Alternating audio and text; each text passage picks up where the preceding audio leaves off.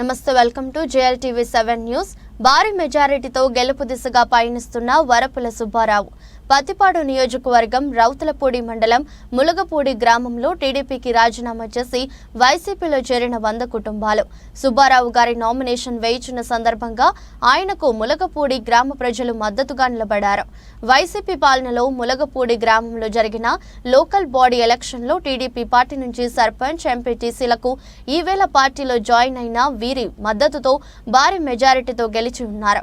గతంలో గ్రామంలో మెరక వీధిలో గత 40 సంవత్సరాల నుండి మంచినీటికి చాలా ఇబ్బంది పడేవారు. ఈ ఇబ్బందులను అప్పటిలో సుబ్బారావు గారి దృష్టికి తీసుకువెళ్లగా వెంటనే వాటర్ ట్యాంక్ నిర్మించి ప్రతి ఇంటికి కుళాయి లాగించి ఉన్నారు.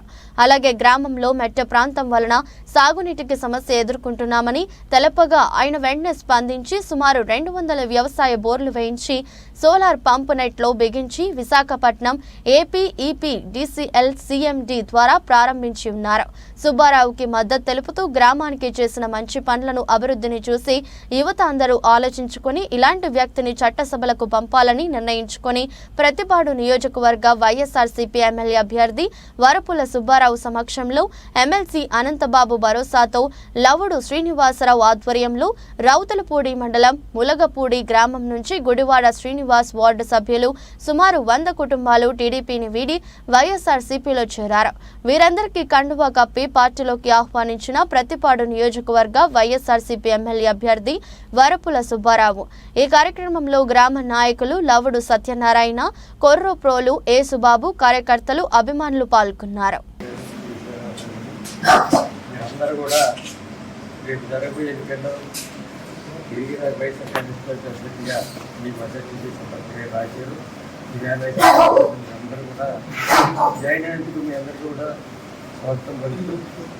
గతంలో కూడా 10 సంవత్సరాలు చాలా గ్రామాల్లో చాలా ప్రాంతాల్లో కూడా నేను చాలా అభివృద్ధి కార్యక్రమం సందర్భం కూడా చాలా ముఖ్యంగా కూడా మీ ములుగులో మెట్టాలో ఉన్నటువంటి ప్రాంతాల్లో మంచినీటికి చాలా ఇబ్బంది పరిస్థితి కాబట్టి నేను మంచి ట్యాంక్ కూడా కట్టించి ఆ ప్రాంతానికి మంచిని కూడా తీసుకురావడం జరిగింది. అలాగే రోడ్లు కూడా చాలా ప్రాంతాలు కూడా అప్పుడు చెన్నీళ్ళు కూడా పొందారు.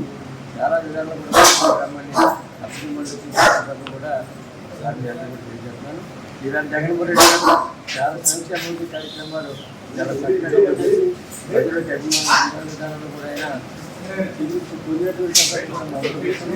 ఇవాళ ప్రతి కుటుంబానికి కూడా జగన్మోహన్ గారి పేరు చెప్పి ఎంతో కొంత లబ్ధి పొందిన సందర్భంలో కూడా మనందరూ కూడా తెలిసిన సందర్భంగా మేము అందరూ మాట్లాడుతున్నాం. మరి రేపు జగన్మోహన్ రెడ్డి గారు కూడా మరి కాకినాడ నుంచి కూడా బయలుదేరి గచ్చిపూడి నుంచి కూడా బయట కూడా ఉంది. నేను కూడా రేపు నామినేషన్ గురించి సందర్భంగా మేము ఎంతో మాట్లాడుతున్నాను. ఎందుకంటే దాటిన తర్వాత ప్రతిపాడు నామినేషన్ చేస్తాను. దయచేసి మీరందరూ కూడా తప్పకుండా కూడా సోదర మూలముఖాలు రావచ్చు, సోదరుని రావాలి. కాబట్టి తప్పకుండా కార్యక్రమం కూడా అందరూ దయచేసి మీ అందరూ కూడా మాట్లాడుతున్నాను. దయచేసి ఈవేళ నిజంగా కూడా ఏ గ్రామం వెళ్ళినప్పుడు కూడా ప్రతి వాళ్ళు కూడా తప్పకుండా మీ మద్దతు ఇస్తాం. మీ శాసనం గెలుస్తారు, అలాగే ఎమ్మెల్యే గారు కూడా పార్లమెంట్ గెలుస్తారని చెప్పేసి మాట్లాడే సందర్భం కూడా ప్రతి ప్రాంతం కూడా ఆశిస్తున్నాను. దయచేసి వేళ మీరు ఇచ్చినటువంటి ఈ విధానాన్ని కూడా మీ అందరూ కూడా నా పుస్తకంలో తెలియజేస్తున్నాను. తప్పకుండా మీ అందరి అవసరాలకు అనుగుణంగా రాబోయే రోజుల్లో శాసనసభ్యులు గెలుస్తామని చెప్పేసి మీరు అందరూ ఆశిస్తున్నారు. ఎక్కడికెళ్ళినప్పుడు కూడా చాలామంది మీ క్రికెట్ ఆడే మీ అదృష్టం చెప్తున్నారు. కానీ 4 సంవత్సరాల 10 మాసాలు నేను క్రికెట్లో ఉన్నాను. ఓట్లు ఇస్తున్నాను. అప్పుడు ఉన్నటువంటి ఎమ్మెల్యేకి పనిచేసి నిజంగా కూడా ఇంట్లో కూడా బయటకు రాకుండా రోడ్డెక్కిన సందర్భం కూడా వేళ జగన్మోహన్ రెడ్డి గారు నాకు పిలిచి క్రికెట్ ఇచ్చి మరి మీ అంతరాష్ట్రీయ పూజ అర్థాన్ని కూడా దయచేసి ఎక్కడికి వెళ్ళినప్పుడు కూడా మీరు అందరూ ఆదరిస్తారు, అభిమానిస్తారు. చాలా సంతోషం. తప్పకుండా కూడా అన్ని గ్రామాలు, అన్ని ప్రాంతాన్ని కూడా తప్పకుండా అభివృద్ధి తీసుకెళ్ళడానికి జగన్మోహన్ రెడ్డి గారు విధానంలో కూడా మనం అందరూ పనిచేస్తున్నాం. కాబట్టి ముఖ్యమంత్రిగా మొదలు చేపడతారు. మీ అందరూ అభిమానులు శాసనం గెలుస్తారు. రేపు సునీల్ గారు కూడా పార్లమెంట్ సభ్యులు గెలుస్తారు. అయినా కూడా సొంతంగా మేనిఫెస్టో కూడా ప్రకటించేది.